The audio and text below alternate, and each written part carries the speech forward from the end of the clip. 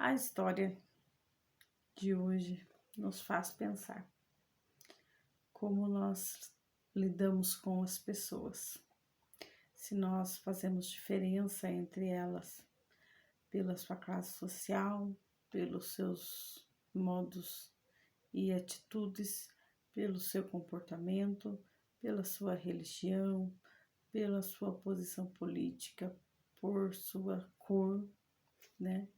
Como nós lidamos e tratamos as pessoas. Fazemos distinção ou não fazemos? Humanamente falando, seria hipocrisia se em todo momento a gente não olhasse as pessoas com um olhar de julgamento. Seríamos hipócritas se nós, cada um batesse no peito e falasse, não, eu não faço, né?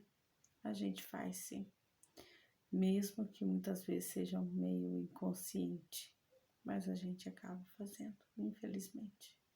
Mas com Deus e para Deus não é assim. Deus é maravilhoso e Deus, ele olha a gente por dentro, aquilo que está no nosso coração, ou melhor, aquilo que está na nossa mente. Ele nos enxerga desta forma. Esse corpo, para Deus, é só uma carcaça, é como uma vestimenta para aquilo que Ele criou, para aquilo que Ele fez. Mas tudo aqui está na nossa mente, né? Tudo que Ele vê é o que está aqui. E a gente pode comprovar isso através da história de hoje. Lembre-se de Raabe, 7 de março. Hoje, o texto está em 1 Samuel, capítulo 16, verso 7, que diz assim: porque o Senhor não vê como o ser humano vê, o ser humano vê o exterior, porém o Senhor vê o coração. A história de hoje é de Patrícia Cove e vamos ver o que ela nos conta. Seria difícil encontrar uma candidata mais improvável à grandeza. E, no entanto, a Bíblia destaca Raabe, uma prostituta que morava em uma casa no muro de Jericó, perto de um portão, como uma digna antepassada de Jesus. Seu negócio prosperou porque ela estava perto desse portão. As constantes saídas e entradas de sua porta mal foram notadas pelos cidadãos e pelos soldados, mas na noite em que 2 espias hebreus bateram à sua porta foi diferente. Algo dentro de Raabe a avisou para esconder esses homens. Assim que os soldados do rei bateram à sua porta para perguntar sobre os visitantes, ela conduziu os espiões escada acima e os escondeu sob uma pilha de linho seco.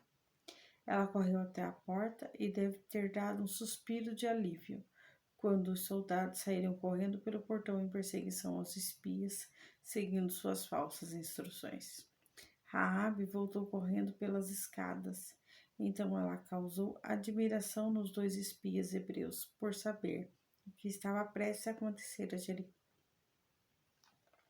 Raabe negociou corajosamente uma promessa de livramento para sua família e para si mesma em troca da libertação segura dos espias de Jericó. O acordo foi selado com um cordão escarlate que ela usou para baixar os homens à liberdade. Ela implorou que sua família se unisse a ela no dia da libertação. Quando os muros de Jericó caíram, a família de Raabe foi poupada pelos mesmos homens cuja vida ela salvara. Raabe e sua família foram aceitos pela comunidade hebraica. No devido tempo, Raabe e seu esposo hebreu, Salmão, tiveram um filho, a quem deram o nome de Boaz. Essa criança nasceu 42 gerações antes de Jesus vir para nos salvar dos nossos pecados. O apóstolo Paulo escreveu em Hebreus capítulo 11, verso 31, que a fé de Raabe a levou a libertar os espias e assim salvar toda a família e a si mesmo. O apóstolo Tiago afirma que a justiça de Raabe a salvou. Está lá em Tiago, capítulo 2, versos 24 e 25. A história de Raabe demonstra que foi Deus quem a escolheu para um papel específico no plano da salvação. Ao me lembrar da sua coragem e confiança em Deus, apesar das circunstâncias de mau presságio, também me sinto encorajada. Sua história me prova, sem sombra de dúvidas, que Deus não faz acepção de pessoas. Qualquer um que aceitar o chamado para servi-lo, certamente será aceito por ele. Não importa o que possa estar oculto em seu passado. É tão simples quanto dizer: eis-me aqui, envia-me a mim. Está lá em Isaías capítulo 6, verso 8. Qualquer um que se colocar nas mãos de Deus, se dispuser a fazer a sua obra, aceitar a morte e sacrifício de Cristo, essas pessoas serão discípulas de Cristo, serão usadas por Deus para levar a sua mensagem. Independente daquilo que já fizeram no passado, serão aceitas por Cristo e seus pecados serão todos perdoados. Que nesta manhã nós possamos refletir sobre isso, sobre as bênçãos que Deus tem reservado para cada um de nós, quando nós decidimos